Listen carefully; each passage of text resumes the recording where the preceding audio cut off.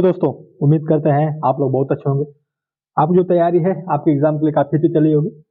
Exam तो काफी पास में ही है ना। तो मैं तो इतना उम्मीद करता हूँ कि आप रिवीजन कर रहे होंगे सारे सब्जेक्ट का। मैं अगेन आपको मैं वही रिपीट करूंगा कि आप घटना चक्र को रट जाइए बिल्कुल, क्योंकि उससे बाहर क्वेश्चन नहीं आने वाला। ज्यादा सोर्स पर रिलाई मत करिए, कम सोर्स रखिए और बेटर तरीके से उसको पढ़िए। जितना बार रिवाइज हो सकता है आप चीजों को रिवाइज करिए और क्या करिए, प्रैक्टिस करिए, क्वेश्चन का प्रैक्टिस करिए। तो तभी जो है ना आपको पता चलेगा कि आप लैग कहाँ हो रहा है, क्वेश्चन कहाँ पे आपको अभी ज्यादा काम करना है, आपके वीक पॉइंट क्या है और स्ट्रॉन्ग पॉइंट क्या है। ठीक है, इस टाइम क्या रहता है ना, घबराहट सी रहती है कि इतना कम समय बचा है, हमको अभी ये सब्जेक्ट भी जब पढ़ना है उसको भी पढ़ना है। तो आप एक काम कर सकते हैं कि जो सब्जेक्ट पे आपको पकड़ बढ़िया है, ठीक है, अब पकड़ बढ़िया मतलब कैसे पता चलेगा, वो प्रैक्टिस के थ्रू ही पता चलेगा। आप किसी कोचिंग संस्था का टेस्ट सीरीज लेके आइए, उसको हल करिए। ठीक है, 2-3 टेस्ट सीरीज हल कर लीजिए पर डे पे। ठीक है, उसके बाद आपको एक मोटा मोटी आइडिया लग जाएगा कि आपका कौन सा जो सब्जेक्ट हो काफी स्ट्रांग है। जो स्ट्रांग है उसको साइड कर दीजिए, जो वीक है उस पर काम करना शुरू कर दीजिए। ठीक है, बस घटना चक्र रट जाना चाहिए, वहां से क्वेश्चन आए ना तो गलत नहीं होना चाहिए। बस इतना याद हो जाए कि पेज नंबर आपको पता होना चाहिए कि इस पेज पे ये क्वेश्चन है। ठीक है, अगर इस तरह से आप चीजों को पढ़ेंगे ना तो 100% है कि आपका आरओ या लो और पीसीएस तो नहीं ही रुकने वाला है। ठीक है, जो आज हम करंट अफेयर डिस्कस करने वाले हैं, जो बहुत ही इंपॉर्टेंट क्वेश्चन है। मैंने अलग अलग न्यूज़पेपर साथ में जो पीआईबी है, उसके बाद यूपी की जो गवर्नमेंट साइट है जहाँ पे डेली बेसिस पे करंट अफेयर अपडेट होते रहते हैं, वहां से मैंने इसको लिया हुआ है। तो काफी आपको फायदा मिलेगा इस लेक्चर से, क्योंकि डायरेक्ट यहाँ से क्वेश्चन पूछने वाला एग्जामिनर। ठीक है, क्वेश्चन का लेंथ बढ़ाया हुआ है, एग्जामिनर भी बढ़ाएगा और मैंने भी बढ़ा दिया है। ठीक है, क्यों? क्योंकि जब पेट का जो एग्जाम हुआ था उसमें क्वेश्चन का लेंथ काफी बढ़ा दिया था। तो इसकी वजह से क्या था ना कि स्टूडेंट्स को प्रॉब्लम्स आ रही थी, क्वेश्चन पढ़ने में ज्यादा टाइम लग रहा था। ठीक है, तो मैंने सोचा ना ऐसे प्रैक्टिस करवा देता हूँ ना तो काफी इजी हो जाएगा आपको एग्जामिनेशन हॉल में अगर ऐसा क्वेश्चन देखने के लिए मिलता है तो। ठीक है, हम वन लाइनर बेस पे क्वेश्चन डिस्कस करने वाले हैं, जहां हमको लगेगा कि थोड़ा हमको और एडिशनल इन्फॉर्मेशन चाहिए, हमारा जो स्टेटस है, जो यूपीपीएससी का स्टेटस है, हमको उसको मैच करना है। ठीक है, तो हम इसको अलग से डिस्कस करेंगे, अब बढ़िया डिस्कस करने वाला है। ठीक है, तो शुरू करते हैं। तो आज का हमारा पहला क्वेश्चन है।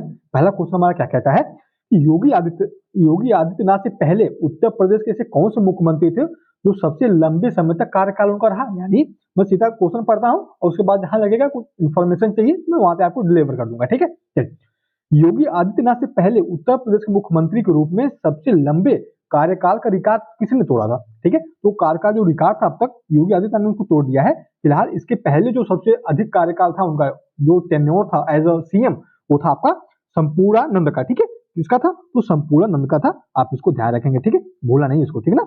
हाँ, अगर यहाँ से क्वेश्चन पूछे तो आपको पता होना चाहिए। फिलहाल आप इतना याद रखिए इस क्वेश्चन के बारे में कि सबसे अधिक टेन्योर पहले इनका था, अब किसका हो गया है? तो योगी आदित्यनाथ जी का हो गया है। ठीक है, चलिए क्वेश्चन नंबर 2 देख लेते हैं। उत्तर प्रदेश के किस जिले में प्रभाग में मॉडल पंचायत घरों में प्रशिक्षण केंद्र स्थापित किया जाएगा। यानी यूपी के किस जिले में मॉडल पंचायत घरों में प्रशिक्षण केंद्र खोला जाएगा? तो है आपका कौन सा प्रभाग है? तो प्रभाग है आपका बरेली प्रभाग। कौन सा है? तो बरेली प्रभाग में जो है आपका पंचायतों, जो पंचायत रहती है ना, तो उसके तहत क्या रहता है कि उसमें प्रशिक्षण केंद्र लगाए जाएंगे। साथ में वहां पे छोटे मोटे स्तर पर क्या रहता है, रोजगार डेवलपमेंट करा जाएगा ताकि इकोनॉमी में उनका कंट्रीब्यूशन हो सके। ठीक है, अगर हम बात करते हैं पंचायतों की, तो आपको भी पता है कि 73वें संविधान संशोधन द्वारा क्या किया गया था, तो संविधान में इसको शामिल किया गया था। ठीक है, और 74वां जो संविधान संशोधन हुआ था आपका, इसी की तरह क्या जोड़ा गया था? तो नगर पालिका। ठीक है, क्या जोड़ा गया था? तो नगर पालिका जोड़ा गया था। ठीक है, ठीक है, क्या रहता है ना कि जो पंचायत रहती है उनके पास रिसोर्स इनकम जो रहता है, रिसोर्स का वो काफी कम रहता है, काम करने के लिए उनके पास ज्यादा रहता है। ठीक है, पहले तक चुंगी लगती थी, अब तो चुंगी भी हटा दी गई है। तो जितना उनसे गवर्नमेंट, स्टेट गवर्नमेंट करती अनुदान देती है, उन्हीं पे उनको डिपेंडेंट रहना पड़ता है। हालांकि उनका कोई रिसोर्स ऑफ इनकम तो नहीं रहता ताकि वो बेटर काम कर सके। फिलहाल ग्रामीण स्तर पर काफी अच्छा काम करते हैं। जो गांव की प्रॉब्लम्स रहती है छोटे मोटे स्तर पर, उनको समझाने की भी कोशिश करते हैं और उसको सॉल्व भी कर देते हैं। ठीक है, क्वेश्चन नंबर हम 3 देख लेते हैं। केंद्र सरकार उत्तर प्रदेश को वाहन स्क्रैपिंग नीति को लागू करने के लिए कितने रुपए देगी? वाहन स्क्रैपिंग नीति क्या है, हम इसकी बात कर लेते हैं। देखिए, वाहन स्क्रैपिंग नीति के तहत क्या होगा, जो पुरानी गाड़ियां हैं, यानी कह सकते हैं 10 से 15 साल जो हो गए हैं जिन गाड़ियों को, उनको क्या किया जाएगा? तो उनको बंद किया जाएगा। ठीक है, बंद करने का मतलब ये है कि ताकि उससे प्रदूषण कम हो सके, है ना। गवर्नमेंट का एम भी है, जो हमारे प्रधानमंत्री मोदी जी भी कहते हैं कि हमको क्या करना है, तो हमको प्रदूषण कम करना है। ठीक है, 2030 तक जो हमारा एम है, ठीक है, हम उसको पूरा करेंगे। ठीक, तो क्या किया जाएगा इसके तहत? जो 10 से 15 साल तक की गाड़ियां चल चुकी हैं उनको बैन करा जाएगा। ऐसा बैन करने से गवर्नमेंट को पैसा भी देगी। फिलहाल जो इसका मेन एम है ना, जो इसका मेन एम है वो क्या है कि प्रदूषण कम से कम हो सके, ठीक है। तो कितना करोड़ रुपया जो है सेंट्रल गवर्नमेंट स्टेट को आपको देगी, तो कितना देगी, तो देगी आपके 300 करोड़ रुपए, ठीक है। कितने करोड़, 300 करोड़ रुपया जो केंद्र सरकार है आपको उत्तर प्रदेश सरकार को देगी। इसके लिए तो वाहन स्क्रैपिंग नीति के तहत, ठीक है। अब आपको मैंने इतना बता दिया कि वाहन स्क्रैपिंग नीति क्या होती है। अब बजट से क्वेश्चन पूछे तो भी आपको पता हो गया, ठीक है। अगर यहाँ से क्वेश्चन पूछे तो अब आपका गलत नहीं होना चाहिए, है ना। चलिए क्वेश्चन नंबर हम 4 देख लेते हैं। भारतीय चारागाह अनुसंधान संस्थान में भारतीय कृषि अनुसंधान परिषद की बीज प्रसंस्करण रहेगा, यहाँ पे टाइपिंग में थोड़ा मिस्टेक है, कोई बात नहीं, ठीक है। प्रसंस्करण और भंडारण सुविधा का उद्घाटन किसने किया था, ठीक है। तो किसने किया था नरेंद्र सिंह तोमर कृषि मंत्री है ना। देखिए मैंने कहा था ना, मैं आपकी क्वेश्चन की लेंथ में आपको बढ़ाऊंगा।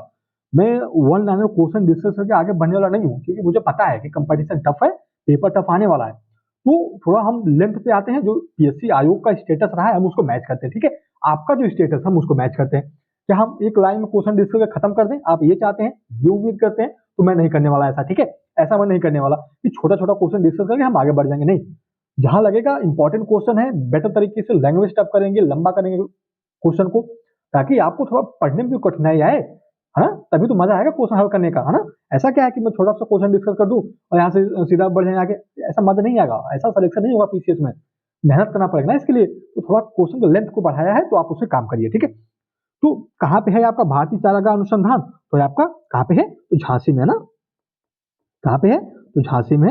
आप इसको भी ध्यान रखेंगे। बाकी नरेंद्र सिंह तोमर ने क्या किया है, तो उसका उद्घाटन किया है। चलिए क्वेश्चन नंबर 5 देख लेते हैं।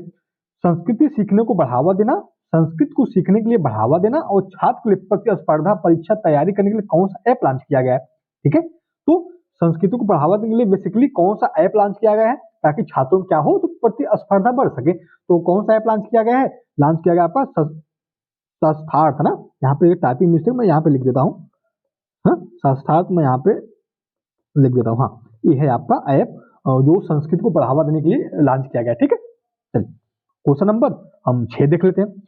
उत्तर प्रदेश नई उत्तर प्रदेश टाउनशिप नीति 2023 की प्रमुख विशेषता क्या है। सीधा मैंने यहाँ पे ऑप्शन नहीं ऐड करा हुआ है, सीधा ना हमको इसका एम क्या है उसको डिस्कस कर लेते हैं ना।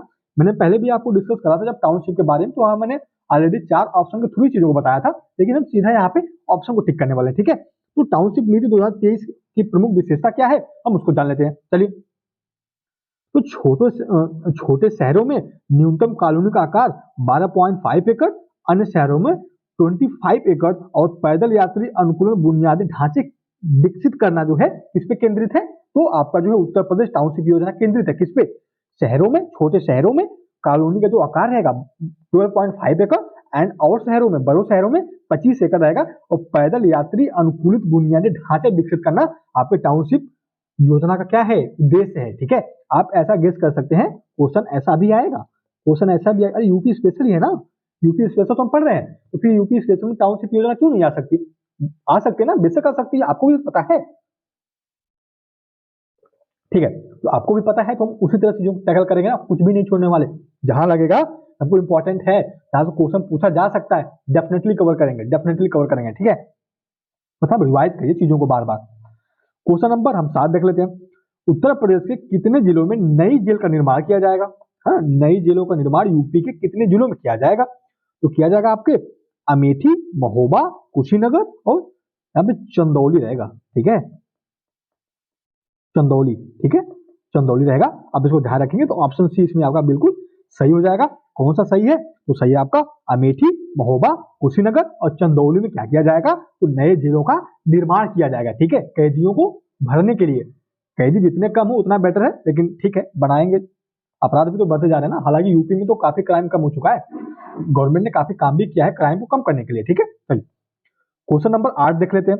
उत्तर प्रदेश किस कार्यक्रम की मेजबानी 10 सालों बाद कर रहा है ना, तो उत्तर प्रदेश किस कार्यक्रम की मेजबानी 10 सालों बाद कर रहा है, तो काफी इंपॉर्टेंट क्वेश्चन है, बहुत ही इंपॉर्टेंट क्वेश्चन है, बहुत इंपॉर्टेंट क्वेश्चन है, याद रखिए इसको कि उत्तर प्रदेश किस कार्यक्रम की मेजबानी 10 सालों बाद कर रहा है, किस कार्यक्रम की मेजबानी, तो राष्ट्रीय पुलिस ड्यूटी मीट, ठीक है, कहाँ पे, लखनऊ में होगी, इसकी मेजबानी कहाँ होगी, तो लखनऊ में। मीट मतलब वो मत समझिएगा, ये मत मिलना, है ना, समूह बनेगा, यहाँ पे काम होगा, ठीक है। तो लखनऊ में आयोजित की जा रही है, यूपी 10 सालों बाद कर रहा है राष्ट्रीय पुलिस ड्यूटी मीट का आयोजन, ठीक है। चलिए क्वेश्चन नंबर 9 देख लेते हैं। भारत के किन राज्यों को वन वर्ल्ड टीबी समिट 2023 के दौरान टीबी के बेहतर उन्मूलन के लिए पुरस्कार से सम्मानित किया गया है? कौन से ऐसे राज्य हैं जो टीबी उन्मूलन के लिए बेहतर कार्य किए हैं और उनको इसके लिए क्या किया जाएगा, तो पुरस्कार दिया जाएगा। तो कौन से ऐसे राज्य हैं आपके, कौन से ऐसे राज्य हैं? कर्नाटक है और आपका जम्मू कश्मीर है। टीबी उन्मूलन, टीबी उन्मूलन, ठीक है, ध्यान रखिएगा, टीबी उन्मूलन के लिए बेहतर कार्य किया उन्होंने, किसने? कर्नाटक और जम्मू कश्मीर ने, ठीक है। चलिए क्वेश्चन नंबर 10 देख लेते हैं। उत्तर प्रदेश में पशु स्वास्थ्य और रोग नियंत्रण योजना में कुल कितनी लागत आई है? हाँ, यूपी में क्या किया गया है? पशुओं को बेहतर संरक्षण प्रदान करने के लिए, उनके स्वास्थ्य को अच्छा करने के लिए बजट पेश किया गया था, पैसा एलोकेट किया गया था। तो कितना किया गया था? किया गया था आपके 200 कितना 201 करोड़, ठीक है। कितना? 201 करोड़ रुपया एलोकेट किया गया था ताकि पशुओं का बेहतर संरक्षण और उनके हेल्थ का क्या ध्यान रखा जा सके बेहतर तरीके से, ठीक है। चल जहां हमको लगेगा कि हमको और इन्फॉर्मेशन चाहिए हम वहां पे कवर करेंगे, ठीक है। बाकी काफी स्टैंडर्ड क्वेश्चन है, आप देख के भी आपको लग जाएगा कि कितना स्टैंडर्ड क्वेश्चन यहाँ पे है। कुछ ऐसा अन्यथा चीजें हम डिस्कस अपने लेक्चर में नहीं करेंगे, नहीं करते हैं ना, तो कभी करेंगे, क्योंकि मुझे पता है आपका टाइम काफी गोल्डन है, ठीक है। मैं क्यों बहस करूं यहाँ पे आके, सेव सायुत नहीं करेंगे।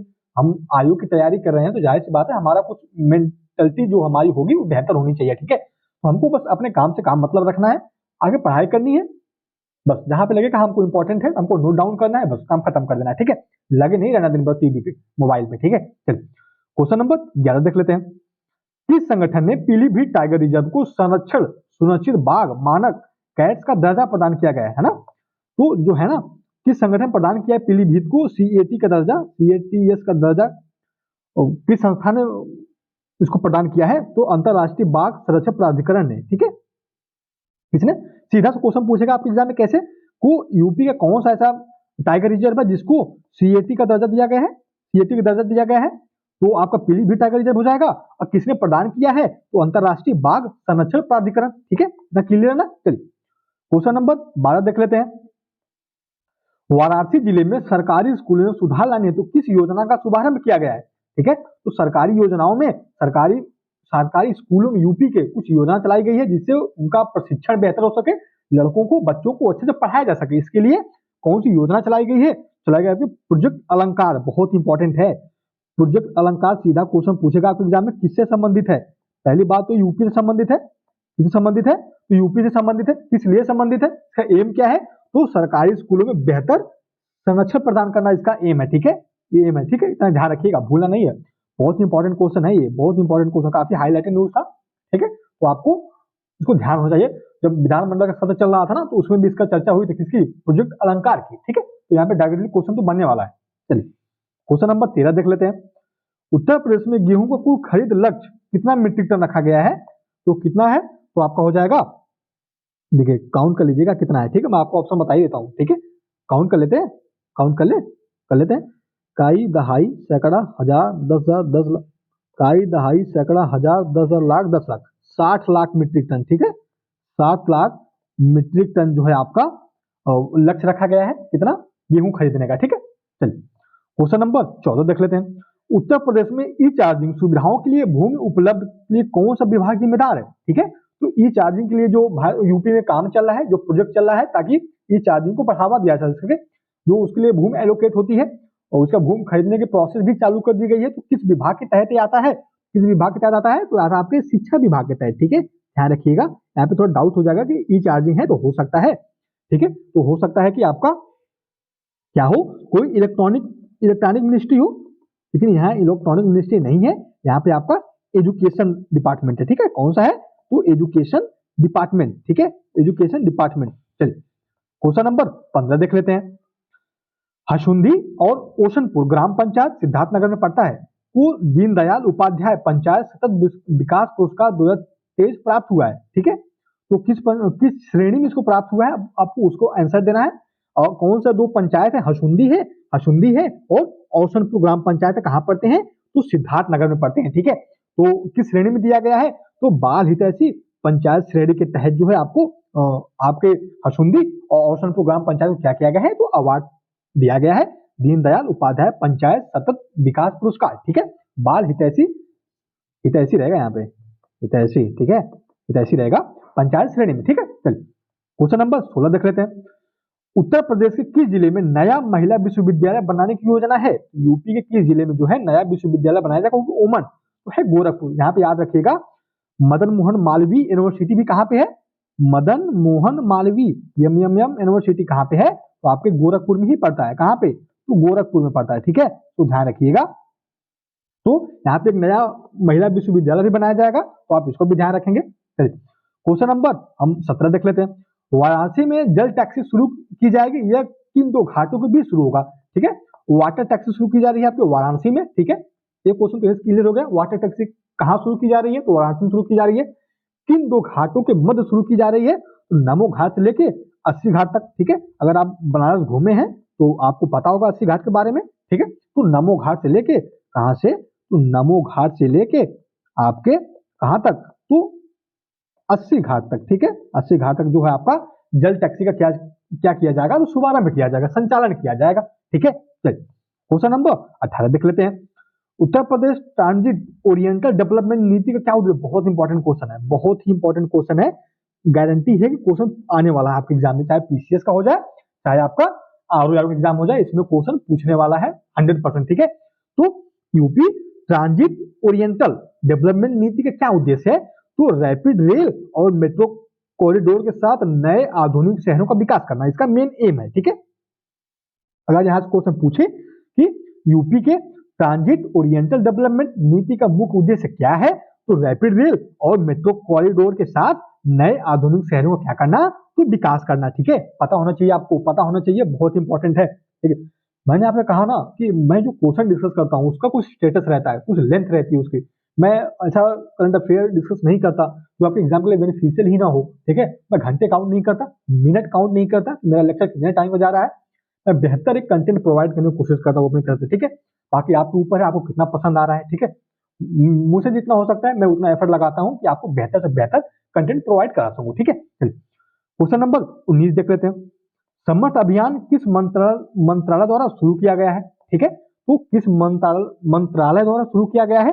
तो ग्रामीण विकास मंत्रालय द्वारा शुरू किया गया है। किसके द्वारा?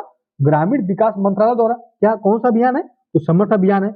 हम इसकी एम की बात करते हैं, बिना एम के काम कैसे चलेगा, ठीक है। तो महिलाओं पर विशेष ध्यान इसका है देने के साथ साथ वित्तीय लेन देन को बढ़ावा दिया जाएगा, ठीक है। महिलाओं पर विशेष ध्यान, ठीक है, और साथ में वित्तीय लेन देन को क्या किया जाएगा? तो बढ़ावा दिया जाएगा। इसके तहत तो समर्थ अभियान के तहत, ठीक है। और कौन सा मंत्रालय जो जिम्मेदार है इसके लिए? तो ग्रामीण विकास मंत्रालय जिम्मेदार है, ठीक है। चलिए क्वेश्चन नंबर 20 देख लेते हैं। विश्व को सबसे लंबे गीत श्री रामचरित मानस को किसने अपनी आवाज दी है? तो मैंने यहाँ पे दो ही ऑप्शन सेट करा है क्या? तो ठीक है, ऑप्शन तो एक ही सही है ना। हाँ, डॉक्टर जगदीश पिल्लई इनका नाम है, जिन्होंने विश्व को सबसे लंबे गीत श्री रामचरित मानस को अपनी आवाज दी है, ठीक है। तो ये तो आज के हमारे 19 से लेकर 20 क्वेश्चन के आसपास, ठीक है, जो बहुत इंपॉर्टेंट क्वेश्चन है। और मैंने आपको पहले भी बताया कि जो मेरे सोर्सेज रहते हैं काफी न्यूज करंट अफेयर से रहते हैं, न्यूज़पेपर से रहते हैं, अलग अलग गवर्नमेंट की साइट हो गई, साथ में यूपी गवर्नमेंट की साइट हो गई, उसके बाद विधानमंडल जो सत्र चलता है उसमें क्या क्या कुछ अपडेट रहती है, बजट से क्या अपडेट रहती है, कौन सी नीतियां लागू की जाती हैं, मैं उसको कवर कराता हूँ आपको, ठीक है। तो उम्मीद करते हैं कि आज का लेक्चर आपको पसंद आया होगा। बहुत बहुत धन्यवाद दोस्तों।